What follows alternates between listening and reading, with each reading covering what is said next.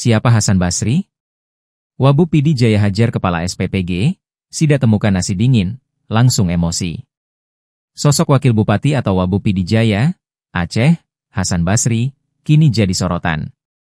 Pasalnya, Wabu Pidi Jaya, Hasan Basri melakukan tindakan penganiayaan terhadap pengelola dapur Satuan Pelayanan Pemenuhan Gizi, SPPG, yang menyediakan makan bergizi gratis, MBG.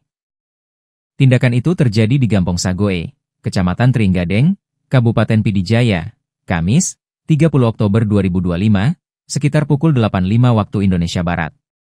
Dikutip dari Serambi, menurut Hasan, peristiwa itu berawal dari dilakukannya inspeksi mendadak, SIDA, karena sebelumnya ada temuan pisang dan kacang busuk pada paket makanan MBG.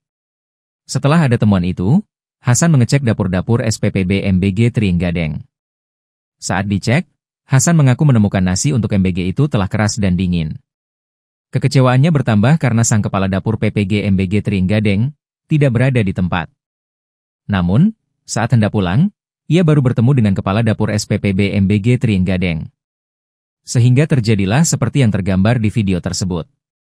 Peristiwa dugaan kekerasan itu kemudian dilaporkan oleh Deputi Pemantauan dan Pengawasan Badan Gizi Nasional, BGN, melalui laporan khusus tertanggal 30 Oktober 2025. Sementara itu dikutip dari Tribun News, Hasan Basri kerap disapa Bang Hasan. Dia lahir tanggal 29 Juni 1968 di Kecamatan Teringgadeng, Kabupaten Pidi Jaya, Aceh. Politikus ini adalah putra Zainal Abidin, seorang pensiunan polisi yang dulu berdinas di Polsek Teringgadeng. Hasan dikenal sebagai politikus Partai Amanat Nasional, PAN. Dia pernah menjadi anggota DPRK Pidi Jaya selama 3 periode. Sebelum menjadi wakil Bupati Pidi Jaya, Hasan Basri menekuni karir sebagai kontraktor. Namanya mulai dikenal sebagai salah satu anggota Dewan Senior, yang aktif sejak era 1980-an hingga 1990-an.